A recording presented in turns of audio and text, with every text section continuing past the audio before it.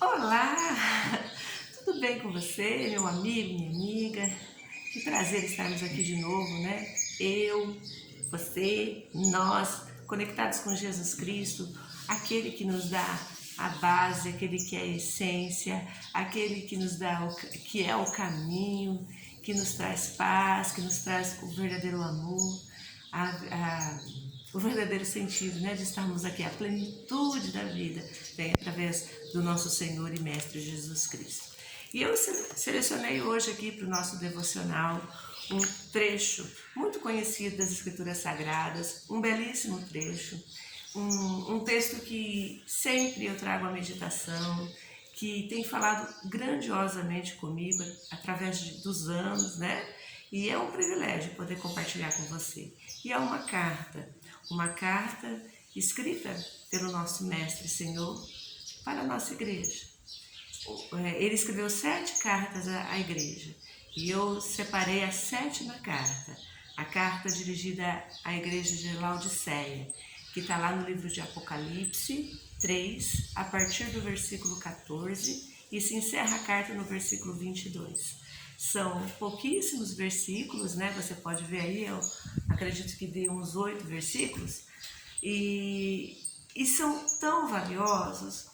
Em primeiro lugar, eu queria destacar com vocês que foi o mestre mandou uma carta para nós, e ele movido pelo Espírito Santo, né, inspirou a João, e João escreveu as cartas, registrou as cartas no livro de Apocalipse, para que todas as fases da igreja pudessem ler as cartas.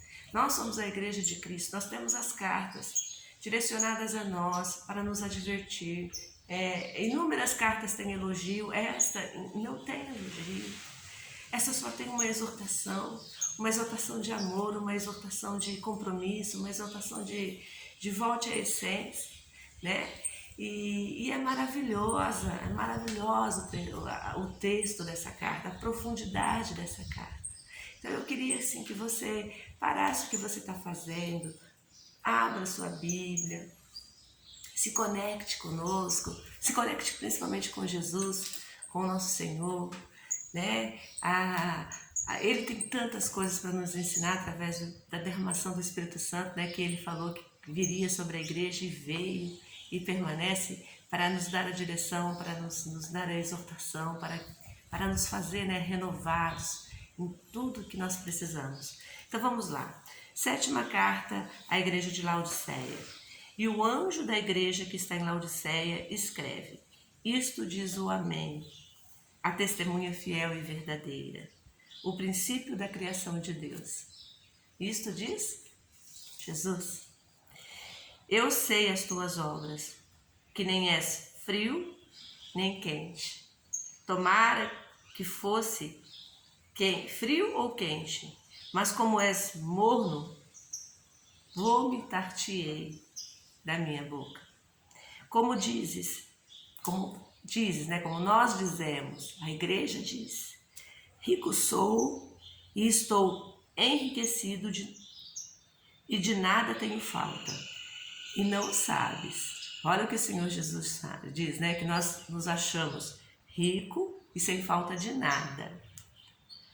E ele fala assim: mas vocês não sabem que és desgraçado e miserável e pobre e cego e nu.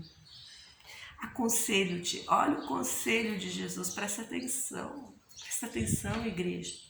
Aconselho-te que de mim compres ouro provado no fogo, para que te enriqueças, vestes branca para que te vistas, e não apareça a vergonha da tua nudez, e que unjas os olhos com o colírio, para que vejas. Olha que conselho maravilhoso. E quem tem tudo isso para nos entregar é Ele, porque Ele fala assim, ó, para que de mim compres ouro fino, provado no fogo, as vestes brancas e o colírio para abrir as vistas. É dele que vem, é do Senhor, é de Jesus, é de nos debruçarmos nas Escrituras Sagradas, de lermos e pedirmos a direção para que entendamos a exata profundidade da palavra para as nossas vidas.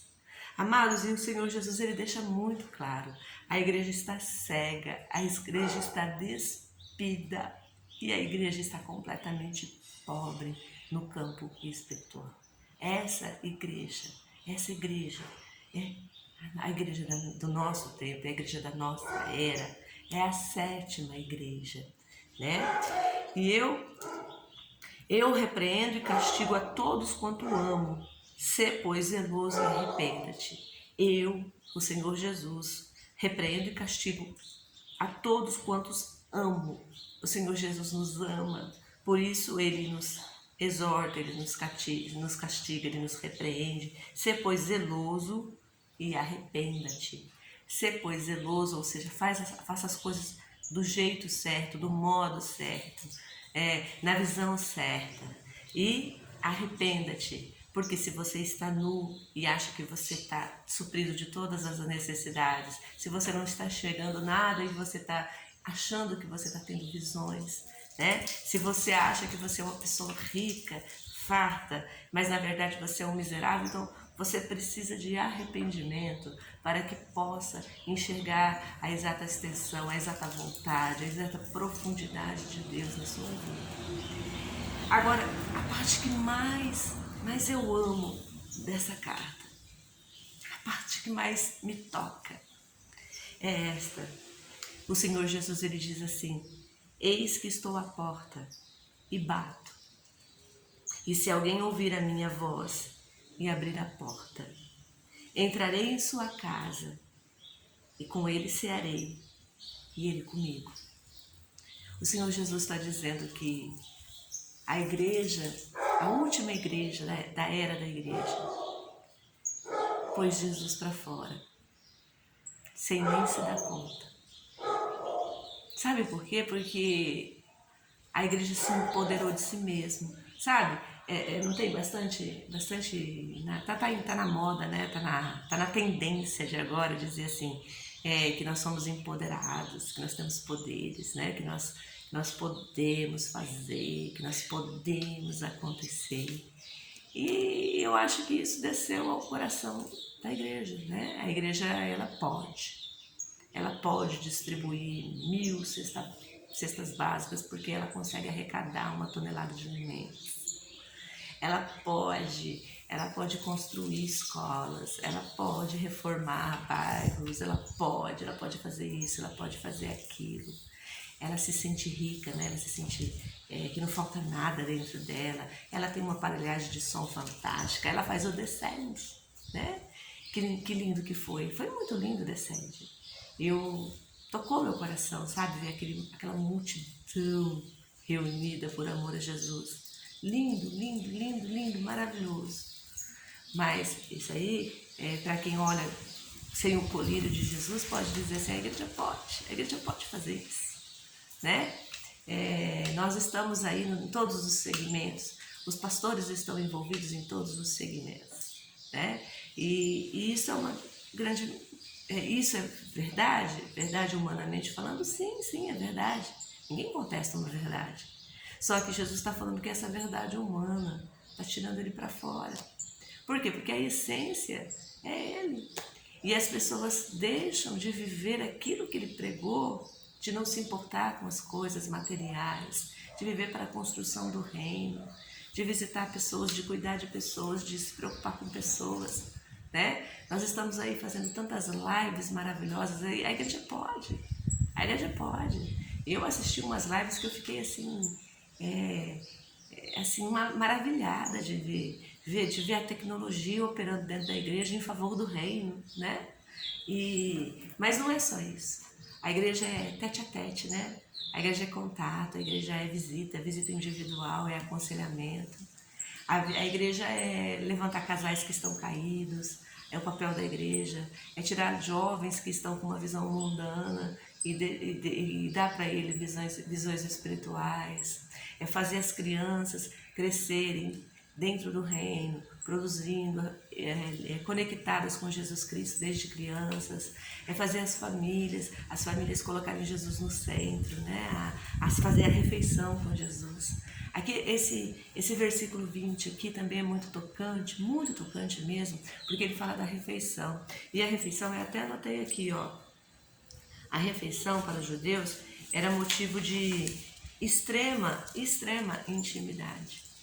E você não fazia uma refeição com qualquer pessoa. Os judeus não tinham esse costume. Era sentar à mesa significava profunda amizade, lealdade, fidelidade, compromisso, união. E você vê como Jesus ele fala assim, ó, eu quero sentar à mesa, eu quero cear com você. Ou seja, eu quero ter comunhão com você, eu quero ser íntimo com você. Eu quero ser leal, eu quero que você seja leal a mim, como eu sou leal a você. Eu quero fazer coisas na sua vida que o homem nenhum pode fazer. Eu quero derramar do meu poder, da minha graça, da minha virtude sobre você, de uma maneira plena, de uma maneira sem nenhuma barreira. Mas para isso eu preciso que você se esvazie de você mesmo. O Senhor Jesus ele deixa muito claro nessa carta. A igreja precisa se esvaziar dela mesma. Os seres humanos precisam esvaziar de si mesmo, né? Do seu orgulho, do seu empoderamento, da sua certeza de que pode, né? E a autoestima é importante? Sim, é importante. Eu não estou falando que a autoestima não é importante. Uma pessoa com autoestima, ela consegue se superar. Uma pessoa com bom humor, ela nem precisa ser muito inteligente, mas com bom humor, ela consegue mudar todo o ambiente, sabe? Uma pessoa comunicativa, uma pessoa proativa, lógico que é importante. Não estou falando que não é importante, mas eu estou falando que você tem que entender que há um campo humano, onde essas coisas são muito importantes, e há um campo espiritual, onde Jesus se sente deixado de fora do nosso campo espiritual. Olha que triste, né?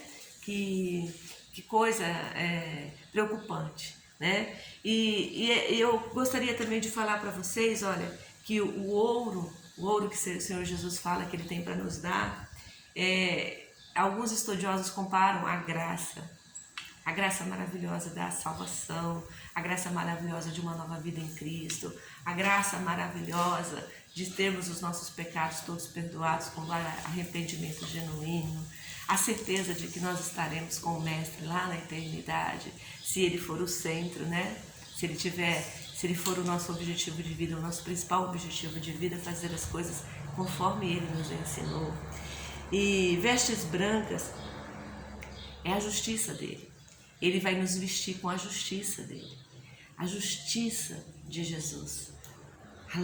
Ele cumpriu toda a lei, Ele é o Rei dos Reis, Ele tem a justiça para nos dar. E Ele vai nos vestir com esta justiça. As vestes que Ele dá são brancas, porque Ele vai dar a justiça dele, provoca paz, provoca redenção, provoca harmonia, provoca transformação de vida, provoca uma... Jesus tem a vitória da batalha espiritual. Estar com Jesus é vencer todas as nossas batalhas, principalmente, sobretudo, as espirituais. E a unção dos olhos é entender todas as coisas pela ótica de Deus, é entender todas as coisas através do mundo espiritual, quebrar as barreiras, quebrar os paradigmas que nos impedem de viver a plenitude da vida que só Jesus tem para nos dar. E ele disse assim, ele não nos elogiou. Todas as cartas têm elogio, essa não tem. Para a igreja desse tempo não tem um elogio, porque nós estamos assim, precisando mesmo ser exortados, sacudidos, né? Desperta, igreja, né? E que ao que vencer eu lhe considerei que assente comigo no meu trono, assim como eu venci e me assentei no trono, com o meu Pai no seu trono, né? Então o que ele está falando? Se você superar tudo isso, se você ouvir a exortação dele, se voltar, se arrepender genuinamente, voltar a ter comunhão com ele e voltar a cear com ele, ele vai te pôr lá no trono, ou seja, você vai alcançar o céu, você vai ir para um lugar espiritualmente de paz, de refrigério, você vai voltar para casa. Definitivamente você vai voltar para casa.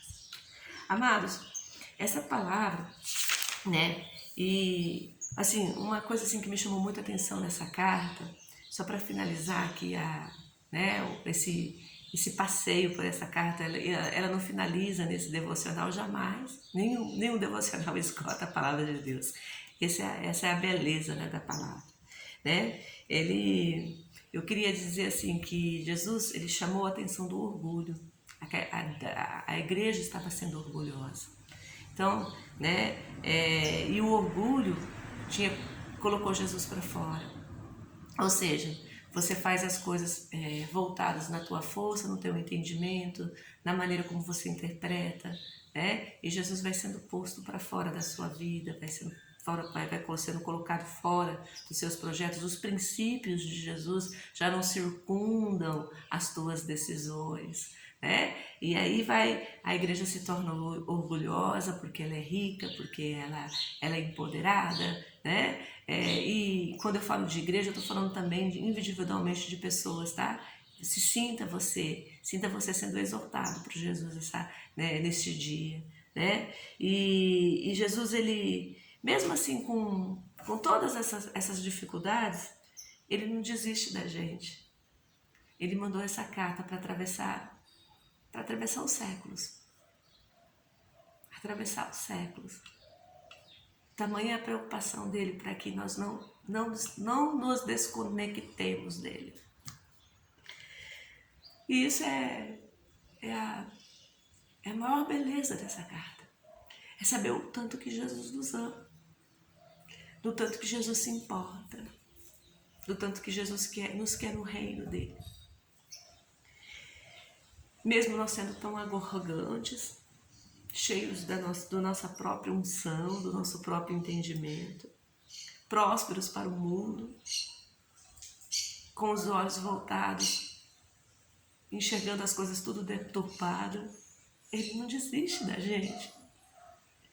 Jesus nos ama e ele quer que a gente volte para o novo e vivo caminho que só ele pode. Ninguém mais pode nos dar. Nenhum elogio, só advertência para aquele que nos ama tanto.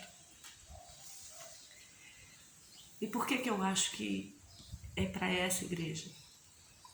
É para esse tempo, essa carta? Por que eu falei isso no começo do devocional?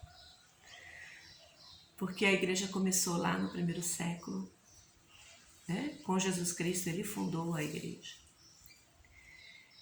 E ele disse, a história de Israel é muito conectada, né? Para você entender a Bíblia Sagrada, você tem que acompanhar Israel. E desde os anos 70, do ano 70, da era cristã, houve a diáspora e os judeus todos foram esparramados pelo mundo. E eles sofreram muito, tá? Os judeus sempre foram muito perseguidos. Foram perseguidos ao longo da história, né? Na Babilônia, em Esté, sempre foram muito afrontados, sempre foram muito perseguidos, né? E ali no ano 70 houve a diáspora, ou seja, eles perderam a pátria deles, o solo deles, mas eles não perderam a identidade de povo, a nação, né? Eles não deixaram de ser uma nação, mesmo não tendo um solo para chamar de seu, né? E aí eles ficaram 1900 e eu vou chutar, tá? 1948 anos, né? 1940 anos, até que eles pudessem formar Israel novamente, né? E isso é muito conectado com as interpretações da vinda do Messias, sabe? Há interpretações bíblicas, lógico que o nosso entendimento é falho, lógico que nossa inteligência é pequena, lógico que Deus não se dá para, não deixa tudo revelado exatamente para que nós estarmos o tempo todo esperando a sua vinda gloriosa, conectados, atentos, prudentes, né? Para que não nos falte o azeite. E isso Jesus foi muito claro, né? Se você ler os evangelhos, esse start essa tensão, né, apocalíptica sempre existe no seio da igreja, né? Mas então, assim, por conta desses fatos, né, da era da igreja, então, assim, são as eras, né? São as eras da graça, do derramamento da graça. E agora, com a formação de Israel lá de novo, começa a se cumprir mais algumas profecias que apontam, né, para o tempo favorável para a construção do segundo templo. E assim vai, né? É um passeio muito grande. Eu não quero entrar nesse assunto. O meu assunto é a carta. Mas só para dizer para você que, assim, existe muita conexão com esse tempo da igreja de agora, né? Com essa carta. Então, essa carta é para nós. Pegue essa carta, a carta que Jesus escreveu para você.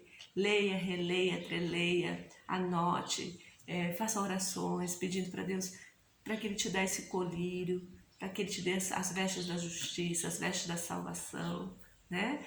E que você possa se voltar para Deus, porque é o tempo de se voltar para Deus, tá, amados?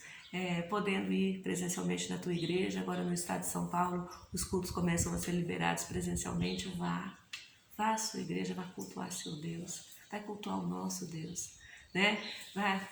Jesus ama tanto a gente, Ele nos exalta, Ele quer a nossa comunhão, Ele quer a nossa sintonia de espírito, Ele quer que nos voltemos para Ele, para a graça dEle, para o amor dEle, para que o amor dEle nos inunde.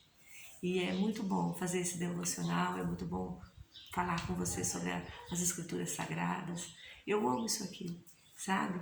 Eu comecei a fazer isso aqui porque eu comecei a estudar as Escrituras e veio aquela vontade de compartilhar a palavra, aquilo que o Senhor estava falando comigo. E eu relutei muito em abrir esses vídeos, né? Mas eu resolvi que obedecer é melhor do que sacrificar. Eu entendi isso, né? Obedecer é melhor do que sacrificar. Então, em obediência ao Senhor, a visão que Ele nos dá, estou aqui compartilhando com você que Jesus te ama, que Ele é a rocha, que só Ele é o caminho que nos leva à salvação e que se você estiver com Ele, você vai estar seguro. Volte seu coração para Jesus. Você não vai parar de ter dificuldades, de enfrentar problemas, de enfrentar situações difíceis, mas você vai saber resolver, porque Jesus vai te dar a resposta, a solução. Você vai ter ânimo você vai ter ânimo para enfrentar os dias maus. Você vai poder viver o novo de Deus todos os dias. É isso que é, né? Não é não ter problema, é ter solução. Não é não ter dificuldade, é saber enfrentar as dificuldades. Não é ter montanhas, é aprender a contornar montanhas. É isso que Jesus faz nas nossas vidas. Eu amo Jesus, eu estou aqui por Jesus. Que você se conecte com Ele. Você, nós, conectados com Jesus Cristo. E até o nosso próximo devocional. Bye!